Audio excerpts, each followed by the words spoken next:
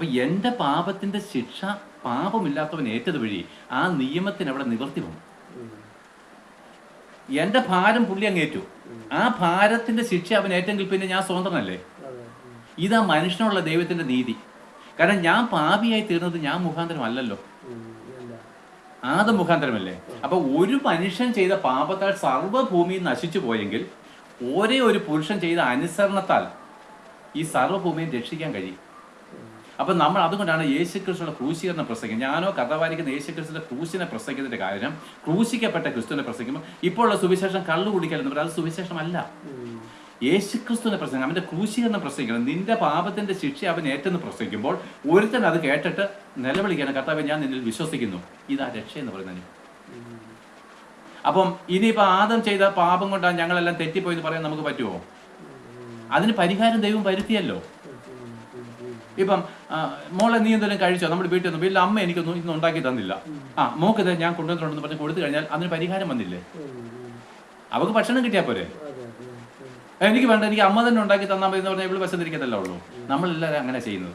ഞാൻ തന്നെ എൻ്റെ പാപത്തിന്റെ പരിഹാരം വരുമെന്ന് പറഞ്ഞാൽ ഇപ്പോഴും ഈ ഹിന്ദുക്കൾ ഉൾപ്പെടെ നോയമ്പായിരിക്കുന്നത്. മനസ്സിലല്ലേ? പോഷന്മാരാ. എന്നാൽ ദൈവം പറയുന്നൊരു കാര്യമുണ്ട്, യേശുക്രിസ്തുവിന്റെ ക്രൂശീകരണത്തിൽ വിശ്വസിക്കണം, എന്നിട്ട് ആ സ്നാനം ഏൽക്കണം. അപ്പൊ യേശുക്രിസ്തു ആർക്ക് വേണ്ടി അപ്പം മരിച്ചത്? എൻ്റെ പാപത്തിന്റെ ശിക്ഷ. കാരണം പാപം ഞാൻ ചെയ്തു, എനിക്ക് പകരക്കാനായിട്ടാണ് ക്രിസ്തു മരിച്ചത് എന്ന് ഞാൻ വിശ്വസിക്കുന്നു. സാറ് വിശ്വസിക്കുന്നു, സാറിന് വേണ്ടിയിട്ടാണ് മരിച്ചത്.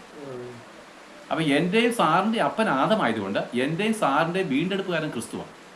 ഒരുത്തനിൽ നിന്ന് പാപം വന്നെങ്കിൽ ഒരുത്തനിൽ നിന്ന് പാപമോചനം വന്നു.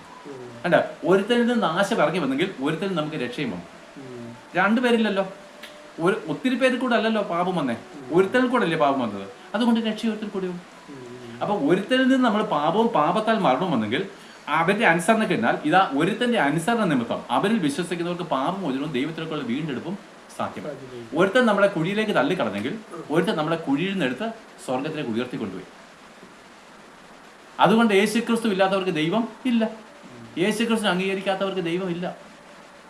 ഏതവനും യേശുക്രിസ്തുവിനെ അംഗീകരിക്കുന്നവരും ദൈവത്തിന്റെ മക്കളായിട്ട് തീരുക. അവന്റെ നാമം കൈക്കൊണ്ട് അവനിൽ വിശ്വസിക്കുന്ന ഏവർക്കും ദൈവത്തിന്റെ മക്കളായിട്ട് തീരുവാൻ. അപ്പൊ മക്കളെന്ന് പറഞ്ഞ അവകാശികളല്ലേ?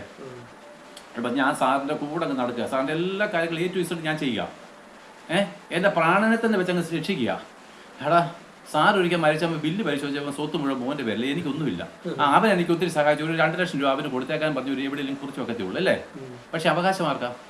അപ്പൊ എന്താണ്? അവന്റെ നാമം കൈക്കൊണ്ട് അവനിൽ വിശ്വസിക്കുന്ന ഏവർക്കും ദൈവമക്കളായി തീരുവാൻ അധികാരം കിട്ടിയെന്ന് പറഞ്ഞു കഴിഞ്ഞാൽ അതിന്റെ അർത്ഥം നമുക്ക് സ്വർഗത്തിൽ അവകാശം കിട്ടിയെന്ന്.